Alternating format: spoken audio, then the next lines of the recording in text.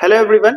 आज इस वीडियो में हम लोग कैट के पीवाईक्यू के कुछ क्वेश्चंस सॉल्व कर रहे होंगे और ये वो क्वेश्चन है जो पहले कैट में आ चुके हैं और कुछ अच्छे क्वेश्चन, काफी कैलकुलेशन भी इन्वॉल्व है, तो इसका आज हम बेस्ट सॉल्यूशन देखेंगे। क्वेश्चन में सबसे पहले क्या कह रहा है कि class B has 50% more students than class A. मतलब अगर मैं क्लास ए की बात कर रहा हूँ, क्लास बी की बात कर रहा हूँ, तो क्लास ए में 50% ए से ज्यादा स्टूडेंट है किसमें, बी में। ठीक है, तो मैं यहां पे अज्यूम कर ले रहा हूं कि क्लास बी में टोटल मिला के 150 स्टूडेंट होंगे, क्लास ए में टोटल मिला के 100 स्टूडेंट होंगे। ठीक है, अब ए में भी बॉयज होगा और ए में गर्ल्स भी होगी। ऑफ कोर्स बी में भी बॉयज है एंड बी में भी गर्ल्स है। तो अगर मैं इसको देखूंगा, अब क्या कह रहे हैं, number of girls in class A, number of girls जो है वो क्लास ए में अगर मैं जी अज्यूम कर रहा हूं is equal to the number of boys in class B. तो यहां पे मैं जी लिख देता हूं क्योंकि जी गर्ल्स अगर ए में है तो जी बॉयज बी में। Total number of boys total 100 थे, 100 माइनस जी हो जाएगा और अगर मैं इसको लूंगा तो 150 माइनस जी हो जाएगा। अब कह रहे हैं percentage of girls is same in both class. तो गर्ल्स का परसेंटेज कैसे निकालेंगे, number of girls divided by total number of student into 100 कर दूंगा, परसेंटेज निकल जाएगा। This is equal to number of girls in class B divided by total number of student. अब इसको अगर मैं कैलकुलेट करूंगा तो 50 एंड इंटू 2 एंड 50 इंटू 3 हो जाएगा। अभी फिर यहां पे क्या हो जाएगा, 3 into G equal to 300 minus 2g। इसको मैं इधर लेके आऊंगा तो 5g इक्वल टू 300 हो गया। अब 5 से ये कैंसिल हो जाएगा 60 टाइम्स। ठीक है, तो g का वैल्यू 60 आ गया। अब जैसे ही g का वैल्यू सॉरी जैसे ही g का वैल्यू 60 आया तो मैं यहां से कह सकता हूं कि नंबर ऑफ g अगर 60 है तो ये 40 हो जाएगा। अगर यहां पे नंबर ऑफ g 40 है तो ये वाला जो है 110 हो जाएगा। सॉरी, g का वैल्यू 60 है तो g का वैल्यू 60 है तो यहां 60 में डाल रहा हूं तो ये जो वैल्यू है ये 90 हो जाएगा। ठीक है, कोई दिक्कत नहीं है। अब कह रहा है what percentage of the student group are boys. तो बॉयज कितने, टोटल मिला के 60 प्लस 40 टोटल 100 बॉयज हैं। अब 100 बॉयज हैं, टोटल 100 बॉयज हैं और टोटल नंबर ऑफ स्टूडेंट कितना है 250। तो कैंसिल हो जाएगा, ये 2 इंटू कितना हो जाएगा 5 और 5 इंटू 5 2/5 और 2/5 जो होता है वो 40% होता है। आई होप क्लियर होगा, कोई दिक्कत नहीं होगी आपको। ठीक है, कोई प्रॉब्लम है तो आप मुझे बता सकते हैं। तो ये इस क्वेश्चन का आंसर था। नेक्स्ट क्वेश्चन पे चलते हैं। सेकंड नंबर क्वेश्चन कह रहा है कि in a tournament a team has played 40 matches so far. ठीक है, टीम जो है 40 मैचेस खेल चुकी है एंड वॉन 30% ऑफ देम। मतलब 40 मैच का 30%, मतलब टोटल मिला के 12 मैच जीत चुका है team. If they win 60% of the remaining matches, their overall win percentage will be 50%। ठीक है, तो अभी देखिए, suppose they win 90% of the remaining matches, then the total number of matches won by the team in the tournament कितना होता। अभी देखो, total मिला के मैं एलिगेशन लगाना चाहता हूं, पहले 30% मैच जीता गया था और 60% और जीत जाता तो ओवरऑल परसेंटेज जो है वो हो जाता 50%। ठीक है, सॉरी। अब उसको अगर आप कैलकुलेट करेंगे तो यहां पे 20 आ जाएगा। ठीक है, और यहां पे अगर आप कैलकुलेट करेंगे तो यहां पे 10 आ जाएगा। मतलब रेशियो जो है 1:2 का रेशियो हो गया। मतलब 30% मैच जीत रहा था वो जब 40 मैच खेला गया था। ठीक है, तो 1 यूनिट का वैल्यू 40 हो गया तो 2 यूनिट का वैल्यू जो है वो 80। मतलब 40 मैच खेला जा चुका है, 80 मैच और खेला जाना है। अभी कह रहा है सपोज करिए कि जो 80 मैच खेला जाना है इसमें 90% ऑफ द मैच वो जीत जाए तो टोटल मिला के 72 मैच जीतेगा of the remaining matches, then the total number of matches won by the team. और 12 मैच तो पहले वो ऑलरेडी जीत ही रहा था तो कुल मिला के 72 प्लस 12 84 मैच उस टूर्नामेंट में वो टीम जीत जाएगी। आई होप कि क्लियर होगा, कोई डाउट यहां पे नहीं होगा आपको। अगर कोई डाउट है आपको तो आप बता सकते हैं। ठीक है, चलते हैं नेक्स्ट क्वेश्चन पे। नेक्स्ट क्वेश्चन जो कह रहा है, नेक्स्ट क्वेश्चन ये कह रहा है कि in an examination the score of A was 10% less than B. Score जो है ए का वो बी से 10% कम है, ठीक है, 10% कम कर दिया। अब कह रहा है स्कोर ऑफ बी जो है वो सी से 25% ज्यादा है, 25%। तो 25% का फ्रैक्शनल वैल्यू जो होगा +1/4। मतलब क्या कि अगर कोई 4 यूनिट है तो कोई दूसरा 5 यूनिट हो जाएगा, ये 10 यूनिट है तो ये 8 यूनिट हो जाएगा। इससे 25% बी ज्यादा है, ठीक है। अब कह रहा है कि and the score of C, and the score of C जो है वो 20% लेस देन डी है। मतलब डी का जो वैल्यू है उससे 20% लेस है, तो 8 यूनिट हो गया। आई होप कि क्लियर होगा, ठीक है। अब क्या है, 20% less than that of D. A जो है स्कोर करता है 72, ए जो है वो स्कोर करता है 72, तो 9 यूनिट का जो वैल्यू है वो 72 हो गया, ठीक है। तो डी का स्कोर अपने से पूछा है, तो जब 9 यूनिट का स्कोर 72 हो गया तो डी का जो वैल्यू होगा, आई होप कि बहुत ज्यादा आसान था, कोई दिक्कत यहां पे तो मुझे लगता नहीं कि आपको होगी भी, ठीक है। तो इस क्वेश्चन का जो आंसर है डी का स्कोर क्या है, 80 है स्कोर। आई होप कि क्लियर होगा, कोई प्रॉब्लम नहीं है। नेक्स्ट क्वेश्चन पे चलते हैं। नेक्स्ट क्वेश्चन पे क्या कह रहा है कि salaries of Ramesh, Ganesh and Rajesh were in the ratio of 6:5:7 इन 2010। किसकी किसकी बात कर रहा है ये रमेश की बात कर रहा है, ये गणेश की बात कर रहा है, ये राजेश की बात कर रहा है, ठीक। तो सैलरी जो है 2010 में रमेश की सैलरी 6 यूनिट है, गणेश की 5 यूनिट है और राजेश की 7 यूनिट है 2010 में। एंड इन रेशियो 3:4:3 इन 2015, 2015 में इनका जो रेशियो है वो 3, 4 एंड 3 हो जाता है, ठीक है। अब कह रहा है कि Ramesh salary increase by 25% during 2010 से 15, 2010 से 2015 तक 25% बढ़ा है किसका, रमेश का सैलरी।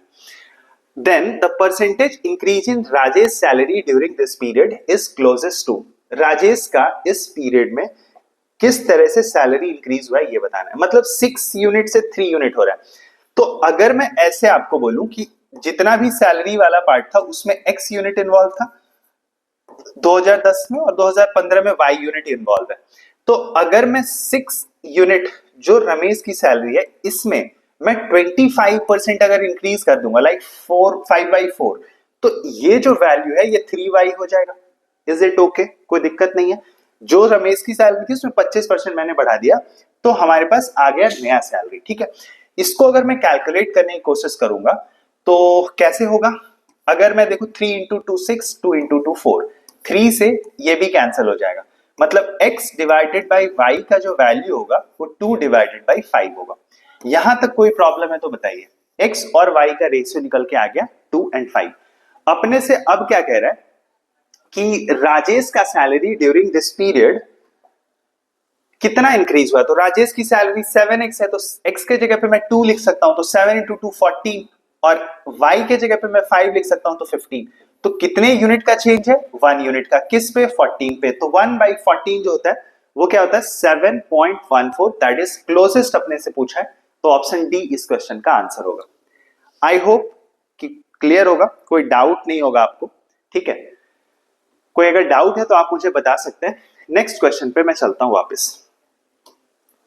नेक्स्ट क्वेश्चन कह रहा है कि in a village total production of food grains increased by 40% and the per capita production of food grains increased by 27%. During a certain period, the percentage by which the population of the village increased during the same period is nearest to. कितना होगा nearest to? तो इसमें आप कैसे निकाल सकते हैं?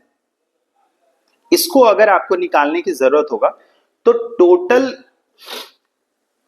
मैं हर चीज को 100 मान रहा हूं, जितनी भी इसमें जितने भी क्वांटिटी है, प्रोडक्शन जो है वो 100% है, फूड ग्रेन्स जो है वो 100% है, पॉपुलेशन जो है वो 100% है। अब कह रहा है production of food grain increase हो गया है 40%, तो 40% जब इंक्रीज हो गया तो ये 140 हो जाएगा। अब कह रहा है कि एंड पर कैपिटा प्रोडक्शन जो है वो इंक्रीज हुआ है सिर्फ 27%, तो 127 हो गया। तो during a certain period the percentage by which the population increase कितना हुआ, तो ये निकालना है अपने को निकालना है। तो कितना इंक्रीज करना पड़ेगा, 13। किस पे इंक्रीज करना पड़ेगा, 127 पे। मतलब अगर ये 130 होता तो 10% होता, this is the more than 10%। पर 11% हो जाएगा, ये नहीं होगा, क्योंकि 11% होने के लिए यहाँ पे 9 होना पड़ेगा। तो 13 इंटू 9 117 होता, तो 11% होता। तो ये जो अपने से पूछा है कि पीरियड इज नियरेस्ट टू, तो ये जो वैल्यू अराउंड अराउंड आएगा वो 10% के आस 10% के पास वैल्यू जाएगा। 1/30 होता तो 10% होता, मतलब अराउंड अराउंड 10% के आसपास ये वैल्यू जाएगा। तो ये बहुत ज्यादा आसान क्वेश्चन था। हालांकि थोड़ा सा इसमें एक चीज समझना बहुत जरूरी है कि टोटल जो आपका वैल्यू आएगा, टोटल प्रोडक्शन का, वो हर वैल्यू को मैं 100 अगर अज्यूम कर लूंगा तो अपना काम हो जाएगा। ठीक है, आई होप कि ये क्लियर होगा, कोई डाउट नहीं होगा, कोई दिक्कत नहीं होगी। चलते हैं नेक्स्ट क्वेश्चन पे। ठीक है, नेक्स्ट क्वेश्चन क्या कह रहा है कि in a group of 250 student the percentage of girls was at least 44% and at most 60%. ठीक है, the rest of the students were boys. Each student opted for either swimming or running or both. If 50% of the boys and 80% of the girls opted for swimming, while 70% of the boys and 60% of the girls opted for running. ठीक है, then minimum and maximum possible number of students who opted for both swimming and running are. ध्यान से समझिए, 250 लोग हैं। इस 250 लोग में गर्ल्स का जो परसेंटेज है वो मिनिमम 44% है, मैक्सिमम 60% का गर्ल्स का परसेंटेज है, बाकी बॉयज हैं। अब जितने भी बॉयज हैं, जितने भी स्टूडेंट हैं, वो या तो स्विमिंग ऑप्ट कर रहे हैं या रनिंग ऑप्ट कर रहे हैं, या दोनों। या तो वो स्विमिंग कर रहे हैं, नहीं तो रनिंग कर रहे हैं, नहीं तो दोनों कर रहे हैं। ये है। उसके बाद कह रहा है कि 50% ऑफ द बॉयज, मतलब 50% जो बॉयज हैं, एंड 80% ऑफ द गर्ल्स, मतलब 50% बॉयज एंड 80% गर्ल्स जो है वो स्विमिंग ऑप्ट की है, जबकि 70% बॉयज एंड 60% गर्ल जो है वो रनिंग ऑप्ट की है। तो minimum and maximum possible number of students who opted for both swimming and running are कितना होगा। ध्यान से समझते हैं। अभी टोटल मिला के 250 स्टूडेंट है, टोटल मिला के 250 स्टूडेंट है। इसका अगर मैं 44% देखूं कि 44% कितना होगा, तो 44% कितना होगा, 40% हो गया 100, तो 110। तो गर्ल्स का जो नंबर है, अगर मिनिमम मैं देखूं तो 110 गर्ल्स होगी। अच्छा, अगर मैं मैक्सिमम की बात कर रहा हूं तो 60%, व्हाट इज दिस, 150 गर्ल्स। ठीक है, तो जब 110 गर्ल्स होगी तो यहां पे नंबर ऑफ बॉयज कितने हो जाएंगे, 140 बॉयज हो जाएंगे। और अगर 150 गर्ल्स होगी तो टोटल नंबर ऑफ बॉयज कितने हो जाएंगे, ये 100। इधर मैंने बॉयज का नंबर लिख दिया। यहां तक कोई दिक्कत आई होप कि नहीं होगी आपको। ठीक है, यहां तक आपको कोई दिक्कत नहीं होगी। अब यहां से चलते हैं आगे। बोला क्या गया कि जितने भी स्टूडेंट हैं उसमें से सब कोई जो है या तो स्विमिंग ले रहा है, या फिर क्या ले रहा है, या फिर ले रहा है रनिंग, या फिर बोथ का मतलब ये जो ओवरलैप वाला पार्ट है। ठीक है, तो कह रहा है कि each student opted for either swimming और रनिंग और both if 50% of the boys and 80% of the girls opted for swimming, जबकि 70% ऑफ द बॉयज। अच्छा, अब एक और चीज मैं कर लेता हूं कि ये मैं टोटल बॉयज के बारे में लिख रहा हूं। ठीक है, ये मैं टोटल बॉयज के बारे में लिख रहा हूं। इधर मैं टोटल लिखूंगा गर्ल्स के बारे में। यहां पे मैं टोटल लिख रहा हूं गर्ल्स के बारे में कि जो गर्ल्स स्विमिंग ले रही है, जो गर्ल्स रनिंग ले रही है। तो each student opted for either swimming और रनिंग और बोथ। 50% ऑफ द बॉयज का 50% जो है वो स्विमिंग ले रहा है, मतलब इसका 50% स्विमिंग लेगा बॉयज में। And 80% of the girls opt कर रही है स्विमिंग, तो इसमें 80% ऑप्ट करेगी स्विमिंग।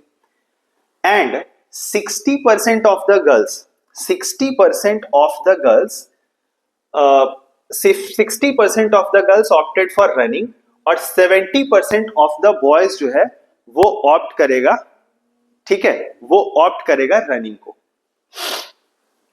तो अभी देखिए, मैंने कहां तक कर दिया, 50% of the boys and 80% of the girls opted for swimming, ये हो गया। अब इस लाइन को लिखना है 70% ऑफ द बॉयज, तो रनिंग करेगा 70% of the boys and 80% of the 70% of the boys, उसके बाद ये 60% ऑफ द बॉयज।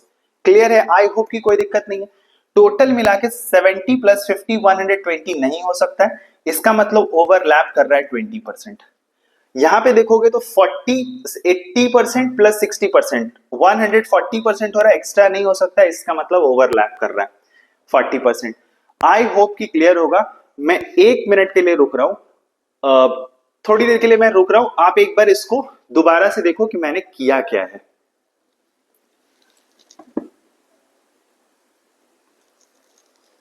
ठीक है, तो ये वाला पार्ट हो गया, कोई प्रॉब्लम। अब यहां पे 20% ऑफ द बॉयज जो है, 20% of the boys and 40% of the girls जो है, बोथ वाला पार्ट है। Is it okay? 20% वाला जो पार्ट है, 20% वाला जो पार्ट है वो बॉयज का है एंड 40% वाला जो पार्ट है वो गर्ल्स का है। अगर मैं इसको थोड़ा सा ब्रेक करने की कोशिश करूंगा, अगर मैं इसको ब्रेक करने की कोशिश करूंगा, तो क्या मैं इस 0.4 को ऐसे लिख सकता हूं? इसका मतलब क्या हो गया, 20% of the boys and 20% of the girls, मतलब टोटल का 20% कितना होगा, 50। उसके बाद 0.2g। आई होप कि यहां तक क्लियर होगा, कोई प्रॉब्लम नहीं होगी आपको। जब 0.2g हो गया मतलब गर्ल्स का नंबर हो गया, तो गर्ल्स का नंबर हमारा मिनिमम 110 था और मैक्सिमम 150 था। तो अगर मैं मिनिमम की बात करूंगा तो 110 का 20% होगा, मतलब 22। ठीक है, और मैक्सिमम की बात करूंगा तो 150, जो टोटल नंबर ऑफ गर्ल्स मैंने निकाला था उसका 20%, दैट इज 30% होगा। तो अगर मैं टोटल की बात करूं, टोटल कितने होंगे, मैक्सिमम और minimum possible number of student who opted both, तो 50 plus 22 that is 72 and 50 plus 30 that is 80। तो 72 से 80 रेस्पेक्टिवली ऑप्शन नंबर 1 होगा। बहुत ही बढ़िया क्वेश्चन है, बहुत ही पेशेंस रखने वाला क्वेश्चन है। अगर आप पेशेंस नहीं रखेंगे तो ये क्वेश्चन में मिस्टेक्स हो सकते हैं। बाकी आई होप कि क्लियर होगा। अगर क्लियर नहीं है, आप एक बार दोबारा से ये वीडियो देखिए, आपको शायद समझ में आ जाएगा। ठीक है, कोई प्रॉब्लम? ओके, तो चलते हैं नेक्स्ट क्वेश्चन पे। चलते हैं। नेक्स्ट क्वेश्चन जो कह रहा है, नेक्स्ट क्वेश्चन नंबर सिस्टम का क्वेश्चन था। ठीक है, नेक्स्ट क्वेश्चन जो था वो नंबर सिस्टम का क्वेश्चन था। 10 to the power 68 डिवाइड करना था 13 से और आपको रिमाइंडर बताना है। ठीक है, यह है क्वेश्चन नंबर 7। तो ऑफ कोर्स एलर लगाता हूं मैं। 13 का एलर जो होता है, मतलब 13 का जो एलर होता है वो होता है 12। तो 12 से मैं इसको कर दूंगा डिवाइड। जैसे ही मैं 10 से डिवाइड करूंगा तो 10 और जो रिमाइंडर आएगा, रिमाइंडर आ रहा है 8, तो मैं यहां पे 13 लिख दिया। अब जब 8 आ रहा है, इसको मैं थोड़ा एक्सपैंड करता हूं, तो ये हो गया 100, ये हो गया 100 4 बार, फिर 6 बार और फिर 8 बार, टोटल 100 हो गया। और 13 से अगर मैं इसको डिवाइड करूंगा तो मैं यहाँ पे नेगेटिव रिमाइंडर लिख रहा हूं, -4 -4 -4 एंड -4। कैलकुलेट वापस कर देते हैं, 16 इंटू 16 डिवाइडेड बाई 13, फिर डिवाइड करते हैं तो 3 एंड 3, मतलब हो गया क्या, 9 डिवाइडेड बाई 13। तो इस क्वेश्चन का जो रिमाइंडर है वो 9 होगा। आई होप कि क्लियर होगा, कोई डाउट नहीं होगा इसमें, बहुत आसान क्वेश्चन था। This question has appeared in CAT 24। ठीक, नेक्स्ट क्वेश्चन पे चलते हैं। नेक्स्ट क्वेश्चन कह रहा है कि after 2 successive increments Gopal salary became 187.5% of his initial salary if the percentage of salary increase in the second increment was twice of that in first increment, then percentage of salary increase in the first increment was। ठीक है, तो question क्या बोला कि पहले increment जो हुआ है, अगला इंक्रीमेंट उसका डबल हुआ है। तो मैं इसको वेरिएबल्स में ना रख के मैं इसको क्या करता हूं कि नंबर्स पकड़ता हूं। अगर मैं 30 पकड़ूंगा तो 30 प्लस 60 होना चाहिए, जो 90% हो गया, जबकि हमारा टोटल इंक्रीमेंट 87.5 है, तो ये तो आंसर हो ही नहीं सकता। अगर मैं इसको पकड़ूंगा तो 20 प्लस 40 मतलब 69% ही होगा, तो ये भी नहीं हो सकता। मतलब इससे आ रहा था मोर देन 90% आ रहा है, और अगर मैं इसकी बात कर रहा हूं, ठीक है, तो इसमें आ रहा है 69%, 68% इसमें आ रहा है। तो ऑफ कोर्स इन दोनों के बीच में वैल्यू होने वाला है, या तो 25 होगा या 27.5 होगा। एक बार मैं 25 को अगर पकड़ रहा हूं तो 25 और 50 होगा, मतलब 25 इंटू 5 12.5 होता है, मतलब यस। तो हमारा आंसर जो है वो सेटिस्फाई कर गया। कैसे? आप यहाँ पे ऐसे कर लो, सक्सेसिव परसेंटेज चेंज निकाल लो, 25 इंटू 50 डिवाइडेड बाई 100, ठीक है, 25 इंटू 4 और ये हो गया 2 25, तो 50 प्लस 25 50 प्लस 25 75 हो गया, प्लस 12.5, मतलब अगर आप देखेंगे तो ये 87.5% का इंक्रीज देगा, जो कि सेटिस्फाई कर जाता है हमारे डेटा को। और जैसे ही हमारा डेटा सेटिस्फाई करता है तो हम फिर उसके बाद ज्यादा वेरिएबल्स की तरफ सोचने की कोशिश नहीं करते। और ये क्वेश्चन कैट का क्वेश्चन है, तो ऑप्शन भी कैट का ही है, तो इसमें ज्यादा कुछ छेड़छाड़ नहीं करते। इसका आंसर जो होगा वो 25% होगा। I hope it is clear. चलते हैं नेक्स्ट क्वेश्चन पे। नेक्स्ट क्वेश्चन जो कह रहा है कि the number of all positive integers up to 500 with non repeating digit, non repeating digit के कितने टोटल नंबर होंगे? ठीक, तो अगर मैं 1 डिजिट के नंबर की बात करूंगा तो 1 से लेके 9 तक हो जाएंगे 9 नंबर। अगर मैं 2 डिजिट के नंबर की बात करूंगा तो 2 डिजिट के नंबर की बात जब मैं करूंगा तो ये रहा 2 डिजिट। 2 डिजिट में यहाँ पे मैं 1 से लेके 9 तक डाल सकता हूँ, दैट इज 9 वेज। अब यहाँ 1 डाल दिया तो यहाँ पे फिर मुझे क्या करना पड़ेगा, 9 वेज से और मैं डाल सकता हूँ। कैसे? कि यहाँ 1 से लेके 9 तक डाल रहे हैं। अब मान लो कि यहाँ पे 1 मैंने यूज किया, जबकि यहाँ पे हमारे पास ऑप्शन है 0 से लेके 9 तक, तो टोटल 10 ऑप्शन अवेलेबल है। तो ये वाला जो टोटल हो जाएगा 9 इंटू 9, दैट इज 81 नंबर्स ऐसे पॉसिबल है। ठीक है, 81 नंबर्स पॉसिबल है। अब मैं कहता हूं 3 डिजिट के नंबर पे, 3 डिजिट के नंबर पे मैं आता हूं। तो 3 डिजिट का जब नंबर होगा अपने पास तो 500 से छोटा चाहिए, मतलब 1 2 3 4, इसको मैं फिल कर सकता हूं 4 वेज से। ठीक है, अब यहाँ पे मान लो कुछ भी फिल हो गया होगा, तो हमारे पास जो 0 से लेकर 9 तक टोटल 10 नंबर अवेलेबल है, उस 10 में से एक कम कर देते हैं, मतलब यहाँ पे टोटल मिला के 9 वेज से फिल करते हैं। और हम 2 डिजिट यूज कर चुके हैं, 10 में से 2 यूज कर चुके हैं, तो अगला बार 8 बच गया, 8 वेज से इसको मैं फिल कर सकता हूं। ठीक है, 8 वेज से मैं ये वाला नंबर फिल कर सकता हूं। तो कितना हो गया, 32 इंटू 9, 32 इंटू 9 270 और 18, 288 नंबर्स ऐसे हो गए। अब टोटल मेरे से पूछा है, तो टोटल क्या होगा, 288 प्लस 81 प्लस 9, तो ये हो गया 90, 0 81 प्लस 9 90 हो गया, 288 प्लस 90, तो ये 8 हो गया, और 17 और 3, टोटल मिला के 378 ऐसे नंबर है जिसमें नॉन रिपीटिंग डिजिट आएंगे। ठीक है, नॉन रिपीटिंग डिजिट आएंगे वो सारे नंबर, बाकी जितने भी नंबर रहेंगे वो सारे रिपीटिंग होंगे। ठीक, कोई प्रॉब्लम है तो आप बता सकते हैं। ठीक है, नेक्स्ट क्वेश्चन पे चलता हूं मैं। ओके, नेक्स्ट क्वेश्चन क्या कह रहा है कि Rajesh and Vimal own 20 hectare and 30 hectare of agriculture land. तो यहां पे लिख दिया मैं राजेश को और यहां पे लिख दिया मैं विमल को। इसके पास 20 हेक्टेयर है, इसके पास 30 हेक्टेयर है।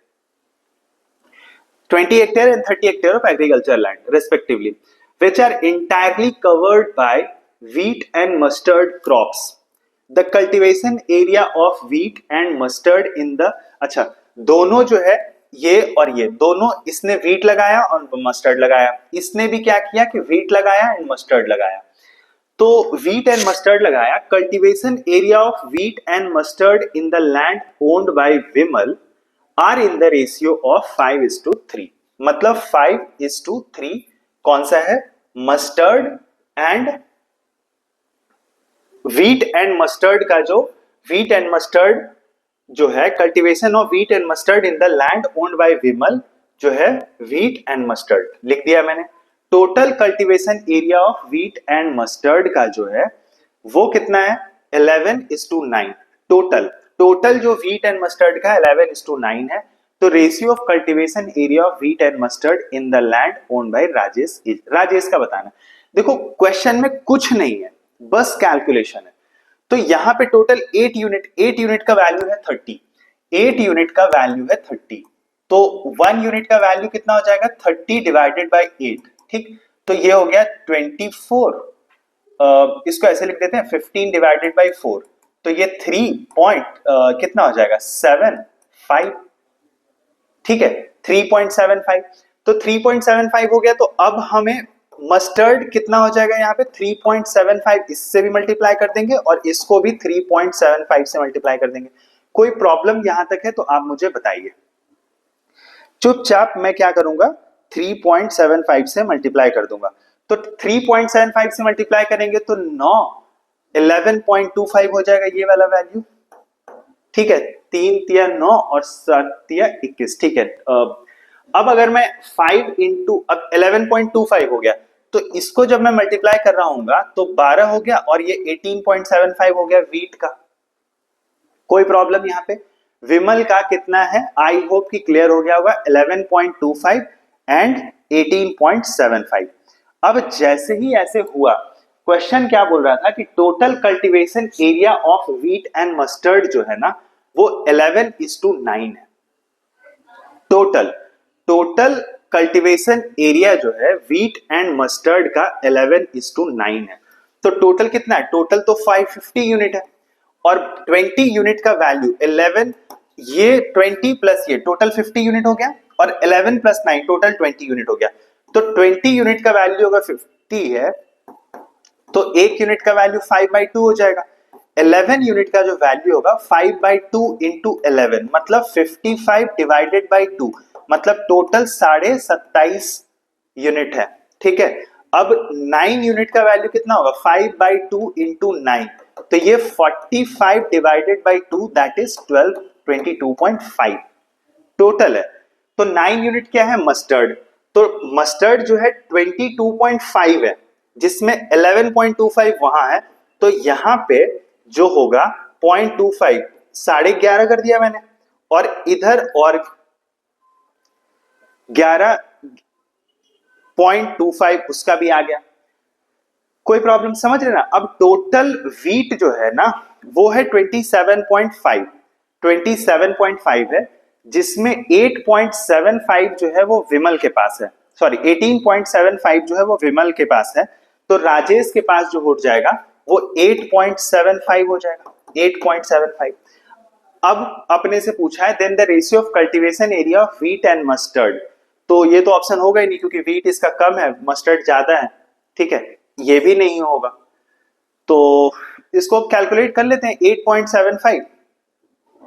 8.75 और 8.75 डिवाइडेड बाय 11.25 कैंसिल कर देते हैं इसको, 25 इंटू 3 75 और 5, 25 इंटू 4 100 और 125, 7 divided by 9। Option number B इस क्वेश्चन का आंसर होगा। आई होप कि क्वेश्चन आसान ही है, बस कैलकुलेशन थोड़ा सा इसमें इन्वॉल्व है कि कैलकुलेशन अगर रहेगा तो लाइक यहाँ पे आपको थोड़ा सा ध्यान रखना पड़ेगा। आई होप कि क्लियर है। नेक्स्ट क्वेश्चन पे चलते हैं, ठीक है, नेक्स्ट चलते हैं। क्वेश्चन नंबर 11, क्वेश्चन नंबर 11 में कह रहे हैं the price of sugar is increased by 20%, ठीक है, Nishant can buy 25 kg of sugar. तो अभी देखो टोटल अगर मैं एक्सपेंडिचर की बात करूंगा तो प्राइस इंटू कंजम्पशन होगा। प्राइस अगर बढ़ गया, प्राइस जो है शुगर का 20% बढ़ गया, 20% का मतलब प्लस 1/5 मतलब 5 यूनिट से 6 यूनिट हो गया प्राइस, तो कंजम्पशन जो है वो 6 यूनिट से 5 यूनिट हो जाएगा, रिवर्स होता है कंजम्पशन, प्राइस बढ़ेगा तो कंजम्पशन घट जाएगा। निशांत बाय कर पा रहा है 25 kg ऑफ शुगर मतलब 5 यूनिट का जो वैल्यू है वो 25 kg है। इसका मतलब ओरिजिनली वो 30 kg बाय कर रहा था, अब कह रहा है कि प्राइस ऑफ शुगर जो है वो डिक्रीज हो जाता है, प्राइस ऑफ शुगर जो है वो डिक्रीज हो जाता है 20%, मतलब 20% डिक्रीज का मतलब क्या हुआ कि -1/5 मतलब 5 यूनिट से 4 यूनिट हो जाता है, 5 यूनिट से 4 यूनिट हो जाता है। तो जब 5 यूनिट से 4 यूनिट हो जाता है तो उस सिचुएशन में कैसे होगा कि जैसे देखो प्राइस मैं इधर लिख रहा हूं थोड़ी देर के लिए, E जो है वो P इंटू सी होता है, प्राइस पहले 5 था अब 4 हो गया तो कंजम्पशन हमारा 4 से 5 हो जाएगा, मतलब पहले का जो कंजम्पशन था 4 यूनिट, पहले का कंजम्पशन 3 यूनिट था, और सॉरी पहले का कंजम्पशन 30 केजी था, तो 4 यूनिट का वैल्यू अगर 30 है तो ये 7.5 से मल्टीप्लाई हो रहा है, तो 5 यूनिट का वैल्यू जो है वो 7.5 से मल्टीप्लाई कर देंगे तो कितना होगा 37.5। ठीक है, 37.5, मतलब इस क्वेश्चन का जो आंसर होगा वो ऑप्शन नंबर बी हो जाएगा 37.5। आई होप कि क्लियर होगा, कोई दिक्कत नहीं होगा। ठीक है, नेक्स्ट क्वेश्चन पे चलते हैं, क्वेश्चन नंबर 12 में कह रहा है कि अ bag contains 135 rupees in the form of 1 rupees, मतलब यहां पे 1 रुपीज है, 50 पैसे हैं, ठीक है, एंड 25 पैसे। अब कह रहा है कि रेशियो जो है वो 3, 4 एंड 16 का है, और टोटल मिला के 135। मैं इस पे ही कैलकुलेट करता हूं, सपोज कर लो, तो यहां पे 3 रुपए हो जाएंगे, 1 रुपए के 3 कॉइन, 50 पैसे के 4 कॉइन, तो 2 रुपए हो जाएंगे, 25 पैसे के 16 कॉइन है, मतलब 4 रुपए हो जाएंगे। 4 + 3 7 + 2 9, मेरे हिसाब से 9 यूनिट पैसे रुपए हैं, जबकि क्वेश्चन कह रहा है 135 है, तो 1 यूनिट का वैल्यू कितना हो जाएगा 15। इसका मतलब क्या हुआ कि हमारे पास जो टोटल नंबर ऑफ कॉइन था, इन सबको 15 से मल्टीप्लाई कर देते हैं, ठीक है, तो ये टोटल नंबर ऑफ कॉइन्स रहेगा 15 × 3 45, 15 60, और 225 240, ये हो गया। अब कह रहे हैं कि 50 पैसे का कॉइन एंड 25 पैसे का कॉइन अगर इंटरचेंज हो जाता है, इंटरचेंज हो जाएगा तो क्या होगा हमारा वैल्यू, तो इंटरचेंज हो जाएगा तो 50 पैसे के, मतलब ऐसे लिखता हूं मैं, 1 रुपए 50 पैसे एंड 25 पैसे, 1 रुपए का 45 कॉइन्स है, ये तो रहेगा ही, ठीक है, 50 पैसे के 240 कॉइन हो जाएंगे, और 25 पैसे के 60 कॉइन हो जाएंगे, तो इधर से तो ये 45 रुपीज होगा ही, और यहां पे 120 रुपीज हो जाएगा, 240 सिक्के हैं 50 पैसे के, 25 पैसे के 60 सिक्के हैं तो 15 हो जाएंगे, 15 + 45 60 + 120, टोटल मिला के इस क्वेश्चन का जो आंसर होगा 180 रुपीज हो जाएगा। आई होप कि क्लियर है, कोई दिक्कत नहीं होगी आपको, ठीक है, कोई प्रॉब्लम नहीं है। नेक्स्ट क्वेश्चन पे चलते हैं। नेक्स्ट क्वेश्चन 12 के बाद 13 क्वेश्चन में कह रहा है कि ratio between expenditure and saving X/Y है, मतलब एक्सपेंडिचर डिवाइडेड बाय सेविंग जो है वो X/Y है। When income is increased by 17%, expenditure is increased by 23% and saving जो है 15% से बढ़ गया, तो फाइंड करना है रेशियो। ऐसे देखो, इनकम टोटल जो एक्सपेंडिचर और सेविंग, अगर मैं टोटल इनकम की बात कर रहा हूं तो ये एक्सपेंडिचर हो गया प्लस ये टोटल सेविंग हो गया। अब कह रहा है कि इनकम इज इंक्रीज्ड बाय 17%, अगर ये 17% बढ़ रहा है, एक्सपेंडिचर जो है वो इंक्रीज हो रहा है 23% से इंक्रीज हो रहा है, और सेविंग जो है वो इंक्रीज हो रहा है 15% से। तो अपने से पूछा गया था कि ratio of new expenditure and saving मुझे बताना है। अब आप ये देखो, अल्टीमेटली एक्सपेंडिचर और सेविंग पे जो कुछ भी होगा उसका ही इंपैक्ट इनकम पे आएगा ना, उसका ही इंपैक्ट इनकम पे आएगा। तो मैं इसको एलिगेशन मेथड पे लेके जाना चाहता हूं, ठीक, तो 23% यहां पे रख रहा हूं, 15% यहां रख रहा हूं, इसका इंपैक्ट 17% आएगा, 17% यहां आ गया। अगर आप देखेंगे तो यहां से यहां का डिफरेंस जो है वो 2 यूनिट का है, और यहां से यहां का जो डिफरेंस है वो 6 यूनिट का है। इसका मतलब जब आप इसको करेंगे तो यहाँ 6 यूनिट आएगा, यहाँ 2 यूनिट, तभी ना 6 × 2 12 और 6 × 2 12। एलिगेशन में ये चीज हम पढ़ चुके होंगे, ठीक है। तो ये 1 और कितने का 3 का रेशियो आ रहा है, मतलब 23% किसका एक्सपेंडिचर का हुआ, और सेविंग 1:3।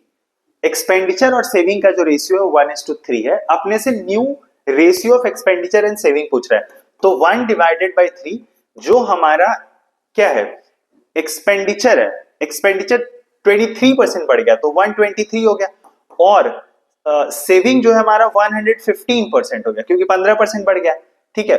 परसेंट लगा भी सकते हो, नहीं भी लगा सकते हो, लगाओगे तो कैंसिल हो जाएगा, 3 से ये कैंसिल आउट हो जाएगा 41 टाइम्स। तो हमारा आंसर जो है इस क्वेश्चन का क्या होगा 41:115।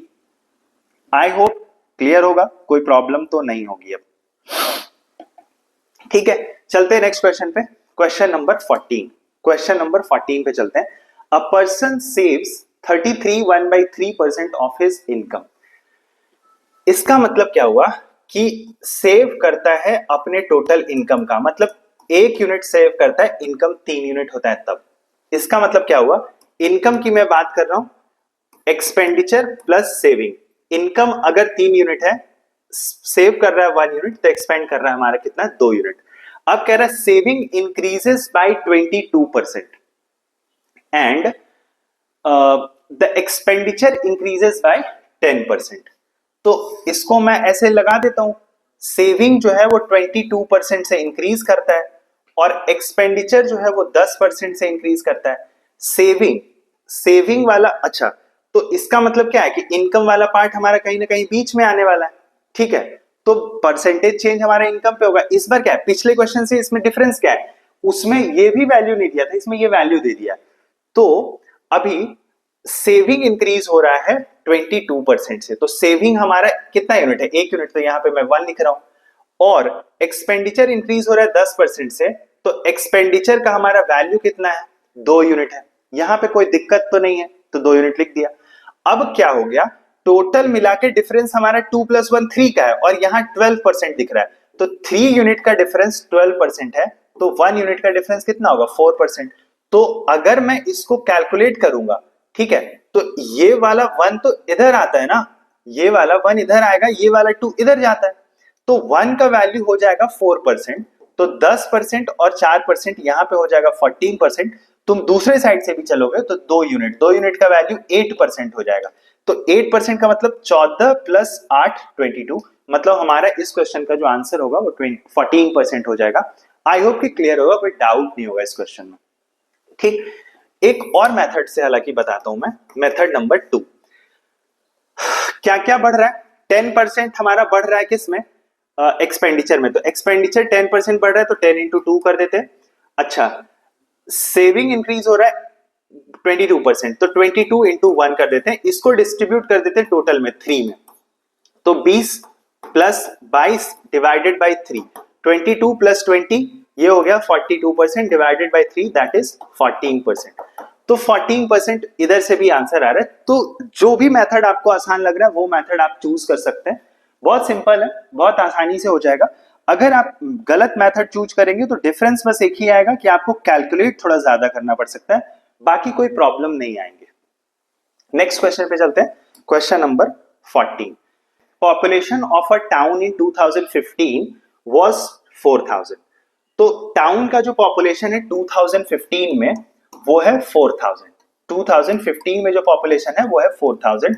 अब 2016 में जो पॉपुलेशन हो जाता है वो 3520 हो जाता है, 3520 हो जाता है। तो अगर आप यहां पे देखेंगे कितना कम हो रहा है, तो ये माइनस हो रहा है 480। 480 किस में कम हो रहा है, 4000 में, तो 4000 में कम हो रहा है, तो ये 3 डिवाइडेड बाई 25 आ गया, जो कि कितना परसेंट है, 12% कम हो रहा है।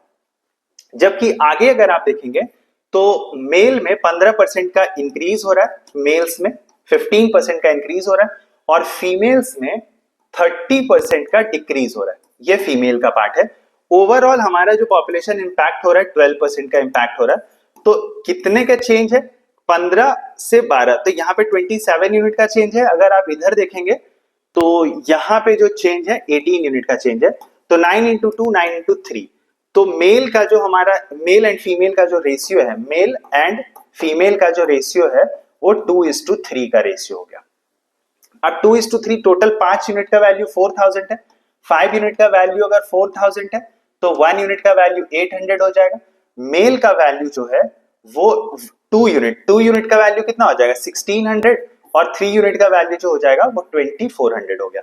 ठीक है, अब यहाँ पे फिर कह रहा है कि 2015 में टोटल मिला के 4000 लोग थे। अब इस 4000 लोग में कुछ मेल थे कुछ फीमेल थे, तो ये हो गया मेल, ये हो गया फीमेल। अब यहां पे मैं लिख रहा हूं लिटरेट एंड यहां पे लिख रहा हूं इलिटरेट। अब कह रहा है नंबर ऑफ इलिटरेट फीमेल जो है ना 2015 में, नंबर ऑफ इलिटरेट फीमेल जो है 2015 में 880 है। ठीक है, तो टोटल नंबर ऑफ फीमेल 2400 है, तो अगर मैं 9 तो 1520 टोटल नंबर ऑफ फीमेल हो गई, 1520 टोटल नंबर ऑफ फीमेल हो गई। यहां तक कोई दिक्कत है तो आप बताइए। अब आगे क्या कह रहा है कि literate male and literate female कितना है, 12:19। तो लिटरेट फीमेल है 19 यूनिट, 19 यूनिट का वैल्यू 1520 हो गया, तो इससे ये कैंसिल हो जाएगा कितनी बार में, 80 टाइम्स में।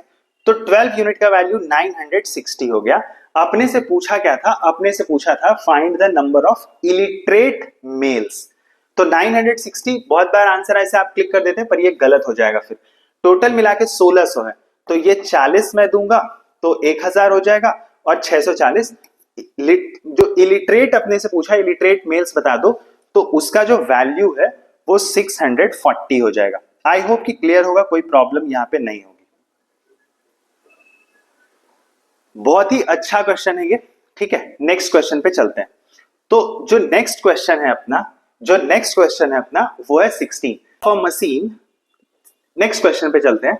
इस क्वेश्चन में क्या कह रहा है, value of a machine depreciates at the rate of 25% each year if the difference between the values at the end of third year and end of fourth year is इतना, तो value of the machine at the end of third year कितना होगा, ये अपने से पूछा गया है। डिप्रेसिएट्स कर रहा है ना, घट रहा है, मतलब 4 यूनिट से 3 यूनिट हो रहा है। तो इसको आप ऐसे करिए, ये मान लीजिए कि हमारा वैल्यू फर्स्ट ईयर के बाद है, सेकेंड ईयर के बाद है, थर्ड ईयर के बाद है, फोर्थ ईयर के बाद, मतलब after end of first year, end of second year, end of third year, ठीक है, और third, end of third and fourth year. तो ये थर्ड से एंड ऑफ फोर्थ ईयर है, तो डेप्रेसिएट कर रहा 4 से 3, तो यहाँ 4 यूनिट है, तो यहाँ 1 यूनिट, 1 यूनिट का डेप्रेसिएशन है 17199।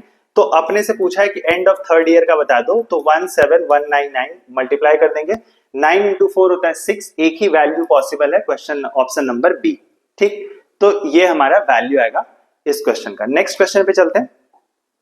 कह रहा population of a city decreases by 7.69%, 12.5%, 15% respectively. Population of a city decreased by 3000 during the second year, then find the total decrease। तो फर्स्ट ईयर में 7.69 मतलब ये 1/13 होता है, तो पहले अगर 13 यूनिट था तो अब 12 यूनिट हो गया। फिर अगर आप देखेंगे तो सेकेंड ईयर की अगर मैं बात करूं तो यहाँ पे 12.5% डिक्रीज कर रहा है, मतलब -1/8, मतलब अगर यहाँ पे 8 यूनिट होगा तो फिर यहाँ 7 यूनिट हो गया होगा। और फिर मैं आगे जाऊंगा तो 15% का मतलब क्या हो गया कि 3/20, मतलब क्या कि पहले अगर 20 यूनिट होगा तो अब 17 यूनिट हो गया, ये भी डिक्रीज है। अब कह रहा है if the population of a city decrease by 3000 during the second year, तो ये फर्स्ट ईयर, ये सेकेंड ईयर है, तो सेकेंड ईयर में टोटल मिला के कितने का डिक्रीज हो रहा है, ठीक है, कितने का डिक्रीज हो रहा है, 1 यूनिट का डिक्रीज हो रहा है। तो 1 यूनिट का जब यहां पे डिक्रीज हो रहा है, तो 1 यूनिट का वैल्यू अगर 3000 है तो 8 यूनिट का वैल्यू कितना होगा, 2400, 24000। तो 8 यूनिट का वैल्यू कितना हो जाएगा, 24000 हो जाएगा, और 7 यूनिट का वैल्यू कितना हो जाएगा, 21000 हो जाएगा। आई होप कि ये चीज क्लियर होगा। अब कह रहा है कि टोटल ड्यूरिंग 3 ईयर की बात कर रहा है, तो 8 यूनिट, तो 12 का वैल्यू अगर 24000 है तो 13 का वैल्यू कितना हो जाएगा, 26000 हो जाएगा, ठीक है। और यहां पे अगर देखें 20 का वैल्यू 21000 है, 20 यूनिट का वैल्यू अगर 21000 है, ठीक है, तो 0 से 0 अगर कैंसिल भी कर देंगे तो 1 यूनिट का वैल्यू कितना हो जाएगा, 1050। तो 17 यूनिट का वैल्यू मैं आराम से यहां पे निकाल लूंगा। 17 यूनिट का अगर मैं वैल्यू आराम से अगर यहां पे निकालूंगा तो जो वैल्यू आएगा हमारा, ठीक है, जो वैल्यू आएगा हमारा 17 यूनिट का अगर मैं वैल्यू निकालूंगा तो 17850, ठीक है, 17850 ये हमारा वैल्यू आएगा। तो टोटल डिक्रीज कितना हो रहा है, टोटल डिक्रीज आप आराम से इससे डिफरेंस निकाल दीजिए, तो कितना हो जाएगा, 26,000 है, 7850 है, अगर आप डिफरेंस निकालेंगे तो 8150 हमारा वैल्यू आएगा। आई होप कि ये क्लियर होगा, कोई यहाँ पे डाउट नहीं होगा। चलते हैं नेक्स्ट क्वेश्चन पे, ठीक है, नेक्स्ट क्वेश्चन पे चलते हैं। नेक्स्ट क्वेश्चन जो कह रहा है कि in a forest 14% of the total number of animals जो है वो टाइगर है, 14% टाइगर है, ठीक है। टोटल हम 100% अज्यूम कर लेते हैं। इस 100% में टोटल मिला के 14% जो वैल्यू है वो है टाइगर का, ठीक है। 14% जो है वो टाइगर का वैल्यू है। उसके बाद नेक्स्ट जो वैल्यू आएगा 86% हमारा टोटल बच गया। 40% ऑफ द रिमेनिंग नंबर जो है वो एनिमल्स आर एलिफेंट है। इसका 40% जो है वो एलिफेंट है, तो इसका 40% निकालते हैं। तो 24 6 इंटू 4 24 2 32 34.4% हमारा क्या है, ये एलिफेंट है। अब एलिफेंट के बाद जो बच गया वो रिमेनिंग है, तो इसको कर देते हैं 0.6, तो 35 हो गया। अब 35 अगर 0.6 अगर मैंने कर दिया तो 35 अब कितना हो जाएगा, 41। एक बार कैलकुलेट कर लो, 41.6% हमारा अदर हो गया, 41.6% हमारा अदर वैल्यू हो गया। 40 नहीं 51, सॉरी 51.6% हमारा अदर वैल्यू हो गया। तो अब अदर के बाद क्या बोल रहे हैं, अब अदर के बाद क्या बोल रहे हैं कि the difference between the number of tigers and the number of other animal, ठीक है, ये अदर वाला पार्ट है। तो 51.6% माइनस 14%, इसका जो डिफरेंस है ये 7144 है, ठीक है। What is the difference between the number of elephants and the number of other animal, number of elephant and number of other animals. अपने से पूछा क्या है, 51.6% माइनस 34.4%, इसका वैल्यू अपने को निकालना है। तो इसका वैल्यू अगर निकालना है तो अभी आप आराम से निकाल सकते हैं। अगर मैं यहाँ डिफरेंस निकालूंगा इसका, तो अगर मैं कितना 14 है तो 6 तो 20 हो जाएगा, 31.6 37.6 37.6 का वैल्यू 7144 है, तो 1 यूनिट का वैल्यू 19 हो जाएगा। अगर मैं इसको निकालूंगा तो 2 तो 51.6 हो गया, 15.2 का वैल्यू निकालना है, तो इसको 19 से मैं मल्टीप्लाई करूंगा तो हमारा जो वैल्यू आएगा 8 सब में है, 19 कितना हो गया, 19 इंटू 5 95 प्लस 3, तो जब आप ऐसे कैलकुलेट करेंगे तो 3268 आएगा वैल्यू। तो इस क्वेश्चन का जो आंसर आएगा वो 3268 आएगा। आई होप कि क्लियर होगा, कोई दिक्कत नहीं होगा। नेक्स्ट क्वेश्चन पे चलते हैं। नेक्स्ट क्वेश्चन में कह रहा है कि in a company 20% of the employees work in the manufacturing department. तो मैन्युफैक्चरिंग डिपार्टमेंट का ले लेता हूं मैं। तो सपोज कर लेते हैं कि यहाँ पे मैन्युफैक्चरिंग डिपार्टमेंट है, ये नॉन मैन्युफैक्चरिंग डिपार्टमेंट है। 20% ऑफ द एम्प्लॉय मैन्युफैक्चरिंग में है, तो 1 यूनिट, टोटल 5 में से एक वहां है तो 4 यहाँ है। मैं इसको x ले लेता हूं ऐसा करके। If the total salary obtained by all the manufacturing employees is 1/6 of the total salary obtained by all the employees in the company, then the ratio of the average salary obtained by the manufacturing employees to the average salary obtained by the non manufacturing employees is कितना होगा, ठीक है। तो ये चीज कह रहा है, तो ये चीज कह रहा है, तो हम इसको अज्यूम कर लेते हैं कि ये हमारा 5y है और ये y है, काम खत्म हो गया। अब अपने से कह रहा है कि average salary, then the ratio of average salary obtained by the manufacturing employees to the average salary obtained by non manufacturing employees is to कितना हो जाएगा, x इज टू y। कोई दिक्कत नहीं है ना यहाँ पे, तो ऐसे कर देते हैं। ये वाला पार्ट नंबर ऑफ एम्प्लॉइज का है और ये सैलरी का है। तो अपने से क्या बोला कि ratio of the average salary obtained by the manufacturing employees, तो y to the average salary obtained by the non manufacturing employees. तो नॉन मैन्युफैक्चरिंग एम्प्लॉइज का कितना है, नॉन मैन्युफैक्चरिंग एम्प्लॉइज का सैलरी कितना है, 5y हो जाएगा। तो y divided by x is to 5y divided by 4x। Average salary मैं निकालने की कोशिश कर रहा हूं, ठीक है। 5y डिवाइडेड बाय 4x, अगर आप इसको कैलकुलेट करेंगे फिर से, तो y divided by x into कितना हो जाएगा, 4x divided by 5y। y से y कैंसिल हो गया, इससे ये कैंसिल हो गया, जो रेशियो होगा वो 4:5 इस क्वेश्चन का आंसर हो जाएगा। आई होप कि क्लियर है। बहुत ही अच्छे क्वेश्चन है ये सारे, ठीक है। तो आई होप कि क्लियर हो गया होगा। नेक्स्ट चलते हैं। तो ओके, तो अब फिनिश हो चुका है। आज मैंने इस वीडियो में आपको 19 बेहतरीन क्वेश्चन सॉल्व कराया, ठीक है। ये वो क्वेश्चन है जो कैट में आ चुके हैं, इसी लेवल के क्वेश्चन कैट में आते हैं। इस लेवल का क्वेश्चन हम क्लास में प्रैक्टिस भी करते हैं। आई होप अगर आप क्लास को अच्छे से फॉलो कर रहे होंगे, क्लास के दिए हुए होमवर्क को आप बहुत आराम से कर पा रहे होंगे, तो ये सारे क्वेश्चन बहुत आसान आपको लग रहे होंगे। ये क्वेश्चन हमने क्लास में इससे इनफैक्ट ज्यादा लेवल का क्वेश्चन क्लास में कंप्लीट किया। Okay, thank you, bye bye.